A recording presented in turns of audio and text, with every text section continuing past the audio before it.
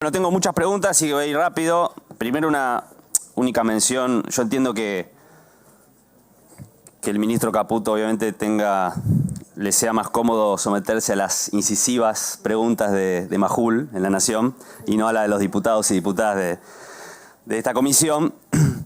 Pero más allá de eso lo puedo comprender. Lo que me resulta más difícil de comprender es por qué el presidente de la Nación viene acá a decirnos que este es el presupuesto más importante de la historia argentina, un parteaguas, como todo, ¿no? Todo lo que hace el presidente de la Nación es un parteaguas, hay un antes y un después, antes de Milei y después de Milei. Y después, el ministro de Economía no queda claro si le importa o no le importa que el presupuesto salga.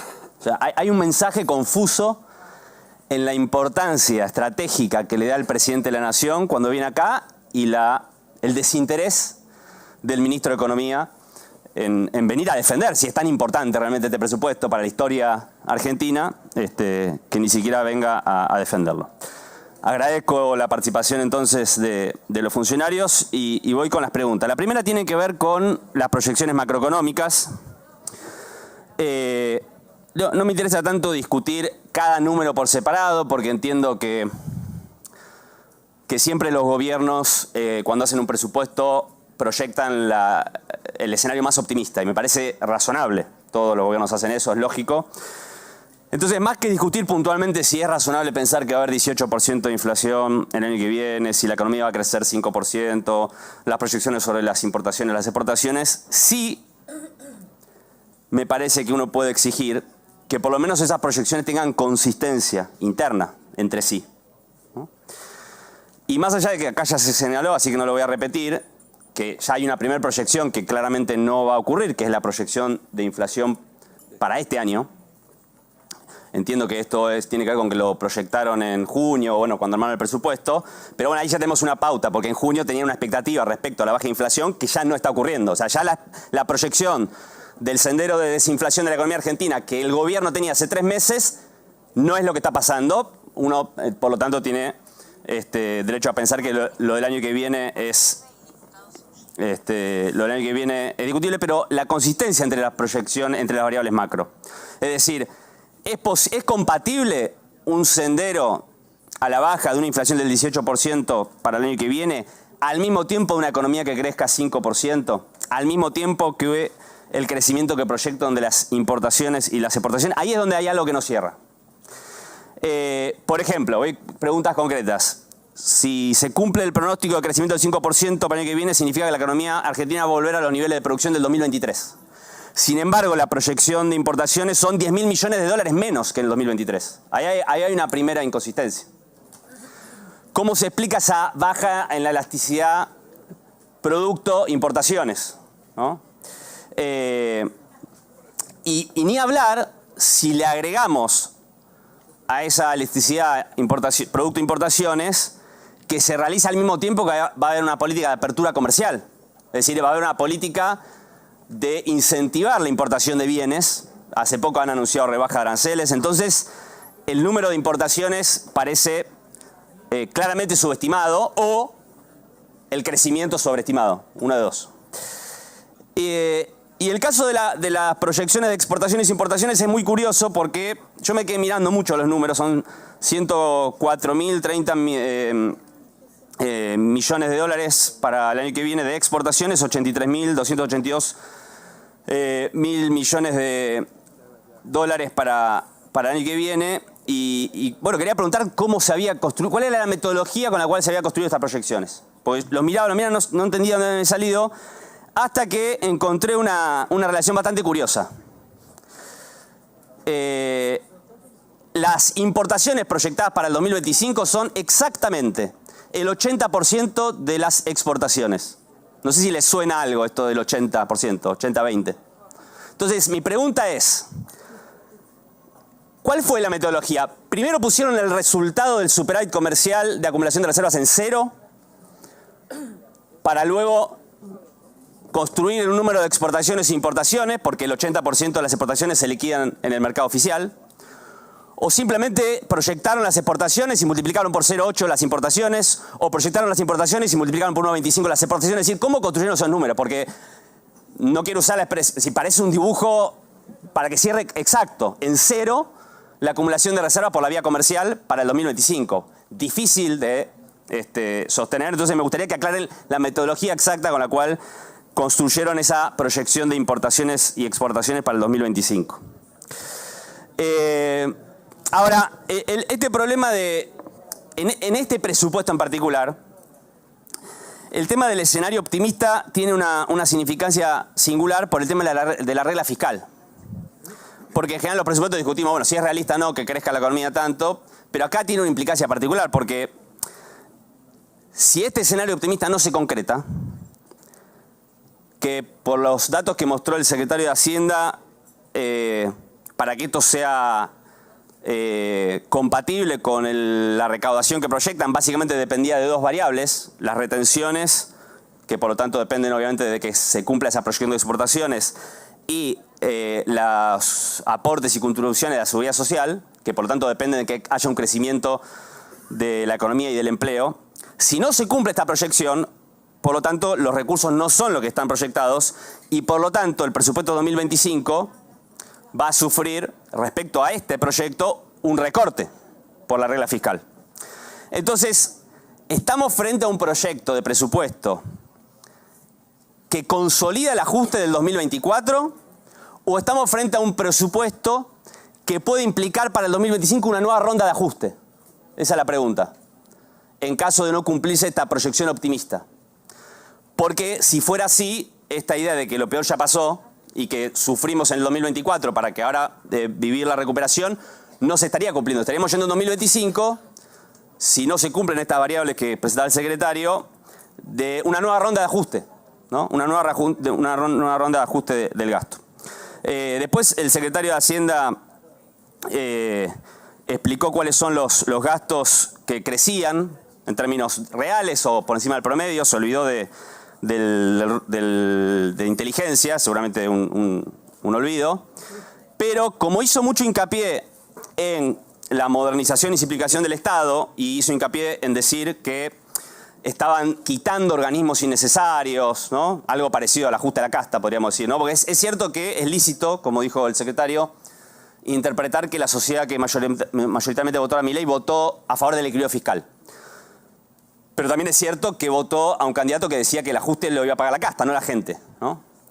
Entonces, lo que yo quiero preguntar, si efectivamente están haciendo ese ordenamiento del Estado para quitar áreas innecesarias y demás, ¿cómo se explica que, por ejemplo, la Subsecretaría de Vocería y Comunicación, cuyo titular es el conocido Manuel Adorni, tiene 7 direcciones nacionales, 14 direcciones simples y 16 coordinaciones? Una expansión de esa área del Estado que no parece muy compatible con el objetivo declamado del gobierno de quitarle al Estado áreas innecesarias, gasto de la casta. Le doy un dato como ejemplo para que contraste. La Subsecretaría de Lucha contra el Narcotráfico, que es una de las principales metas del gobierno nacional, tiene 3 direcciones nacionales y 2 direcciones simples.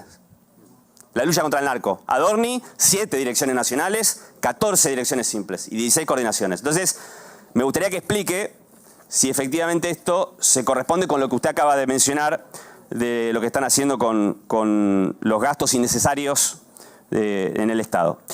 Mi segunda bloque de preguntas tiene que ver con la regla fiscal.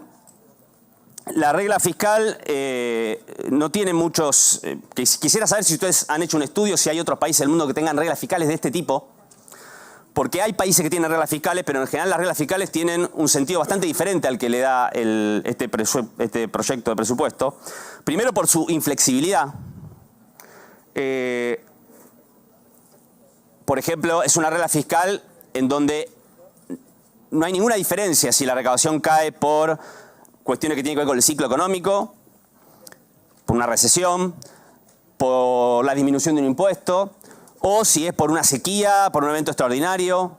Es una política fiscal, una regla inflexible, no importa cuál sea el escenario y cuál sea la causa por la cual eventualmente el Estado no tiene los recursos para afrontar los gastos. Tiene un claro carácter procíclico. Este probablemente es el elemento más difícil de comprender. En general las reglas fiscales son al revés, es decir, son reglas fiscales que justamente lo que buscan, quitándole discrecionalidad al Poder Ejecutivo, vamos a decirlo así, obligar al gobierno a ahorrar cuando la cosa va bien y obligarlo a gastar cuando la cosa va mal. Esta es una regla inversa. Es, si la economía anda mal, si la economía está en una recesión, por la razón que sea, por un evento extraordinario o por el propio ciclo económico, lo que tiene que hacer el Estado es profundizar esa recesión económica, ajustando el gasto. Es decir, la regla fiscal obliga a que las crisis sean más fuertes. Entonces, y con las consecuencias que eso tiene, ¿no? En el tejido productivo, en el aumento del desempleo, y en la propia recaudación del Estado, ¿no? Es una regla que inevitablemente nos va a llevar a ciclos de ajuste infinito, ¿no? En este círculo vicioso entre ajuste, crisis, etc. Y después, por último, una mala definición de la regla fiscal, porque se establece un superávit, pero no está establecido cómo se contabilizan los intereses de la deuda. Esto tiene que ver con el punto de la contabilidad creativa sobre cómo contabilizar los intereses de la deuda. Por este pase de los pasivos remunerados del central al tesoro, dicho sea de paso que el secretario de Finanzas, yo entiendo que queda mucho mejor decir, obviamente, que uno está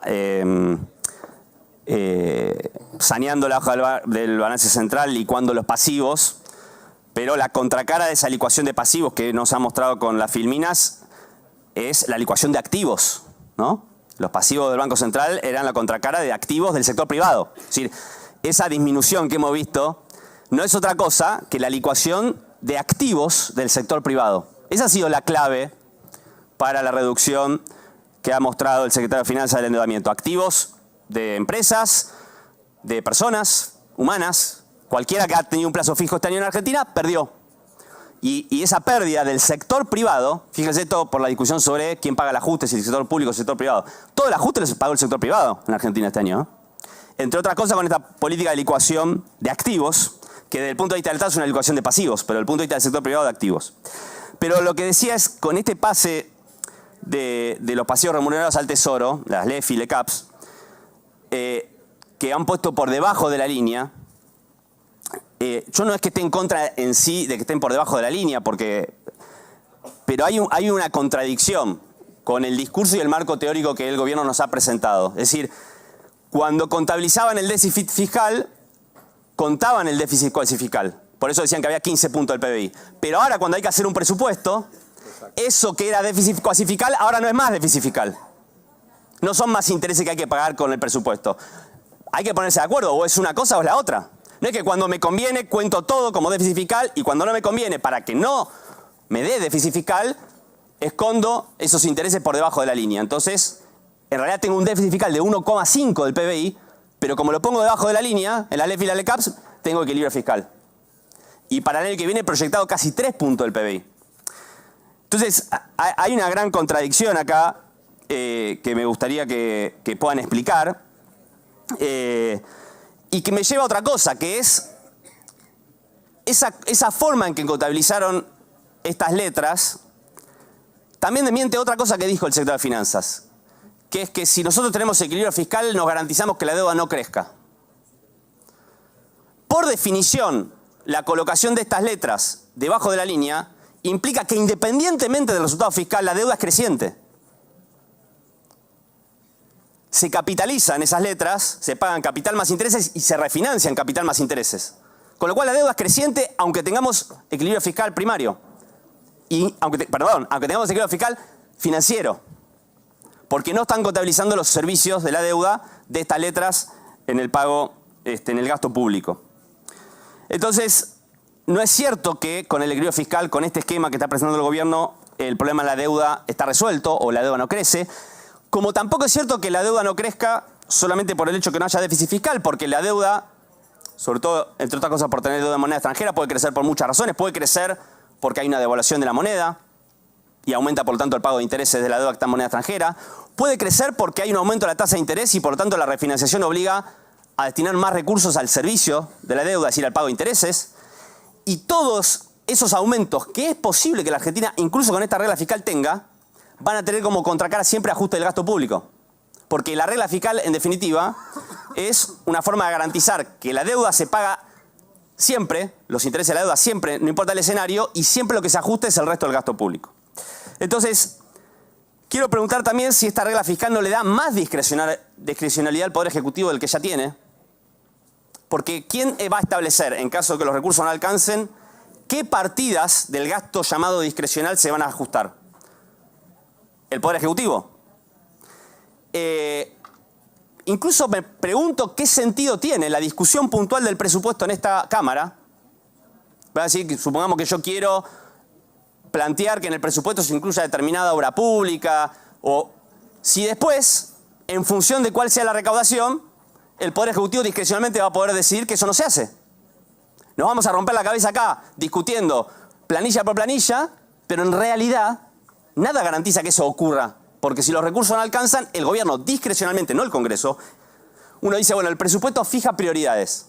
Claro, pero acá hay una regla fiscal que dice que después las prioridades las fija el Poder Ejecutivo, que es el que decide qué gasta y qué no gasta en función de los recursos que hay. Ni siquiera armar una regla fiscal donde la atribución sea del Congreso. Y quiero decir también sobre la regla fiscal y preguntar si no implica un techo para toda la inversión pública en todas las áreas, pero no para el 2025, para siempre.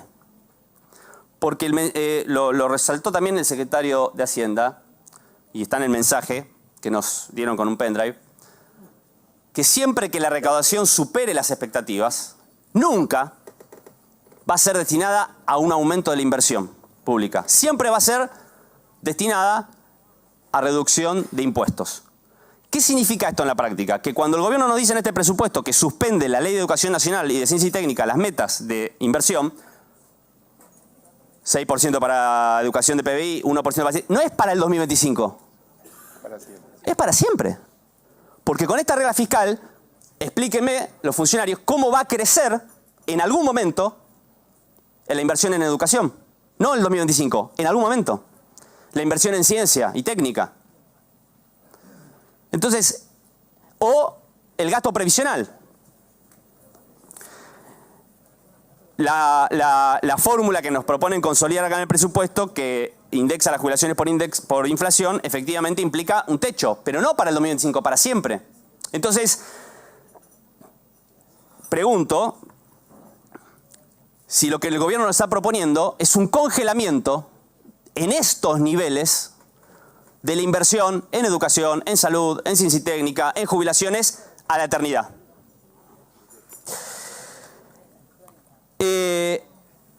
Último tema sobre la deuda. Hay el artículo 52 del presupuesto. Quiero preguntar, porque establece que las letras intransferibles que están en manos del central van a ser canjeadas por títulos. Y como al mismo tiempo hay una estimación de que se prevé una emisión de títulos en moneda extranjera de 23.653 millones de dólares y un aumento neto de la deuda en moneda extranjera, esto está puesto en el presupuesto, de 8.532 millones de dólares, quiero preguntar si lo que están pensando es darle al Banco Central títulos o cambios a letras intransferibles que luego el mercado central venda en el mercado secundario. El Banco Central. Porque si es así, en realidad es una forma triangulada de endeudarse a altísimas tasas de interés en moneda extranjera, ¿no? Entonces, quiero entender si el sentido del artículo 62 es este o cuál es el sentido. La Argentina tiene legislación para manejar con mayor prudencia la deuda externa, no por un capricho, sino por un aprendizaje histórico. En la ley bases habían querido derogar el tope al endeudamiento en moneda extranjera de la ley de sostenibilidad de la deuda y luego quisieron modificar también la ley de administración financiera que finalmente hicieron por DNU, pero que también pusieron en este proyecto de presupuesto. Entonces, con todos esos elementos uno tiene derecho a pensar que lo que están pensando es en una suerte de canje. Entonces sería bueno si el secretario de Finanzas nos explica cuál es qué tipo de canje se imaginan, porque si uno pretende hacer un canje hoy de títulos que mejore los cupones, que mejore la tasa de interés que paga el Estado para ganar plazos, desde el punto de vista del manejo de la deuda, pues es discutible, digamos, pero puede tener sentido, pero con esta regla fiscal tiene una implicancia directa, que si mañana el Poder Ejecutivo hace un canje, amparado en el DNU que sacaron, para ofrecerle mejor tasa de interés a cambio de más plazos, aumentan los servicios de la deuda. Y por lo tanto, inevitablemente, se reduce la inversión en educación, en salud o en alguna otra partida, por esta regla fiscal, ¿no? Es decir, hay una relación entre la política de deuda expresada en el DNU 846 y que está presentada también en este proyecto de presupuesto y la regla fiscal. Hay una relación. Entonces, sería bueno que puedan explicar esto. Y por último, para terminar, ya preguntaron el tema de las tarifas, lo voy a preguntar también. Yo, respecto al tema previsional, además del techo que está establecido de los saberes previsionales, y haciendo mías también las palabras del diputado Castillo respecto al tema de la fórmula, quiero preguntar por último el tema de los bonos, porque no está en el gasto de la seguridad social, pero sí en obligaciones a cargo del Tesoro hay una partida, ahora no me acuerdo de memoria cómo se llama, pero que está establecida para complemento previsional, se llama algo así. Quisiera saber si esa partida que está en obligaciones a cargo del Tesoro está puesta ahí en función de los bonos. A mí me da, haciendo una cuenta muy básica, que si esa partida tuviera ese destino, estamos hablando de un bono de aproximadamente 70.000 pesos mensuales, que es lo que está hoy. Es decir, que esa partida, por lo tanto, lo que hace es congelar el bono nominalmente en los valores, si no recuerdo mal, de marzo o abril. Con lo cual la pérdida, más allá de la movilidad jubilatoria, la pérdida para los jubilados de la mínima del bono, si además de congelar durante todo este año, lo mantienen el congelamiento el año que viene, si es que esta partida a la que estoy haciendo referencia es para eso, implica una pérdida, por lo tanto, en términos reales de la jubilación mínima muy importante. Bueno, hasta aquí, muchas gracias.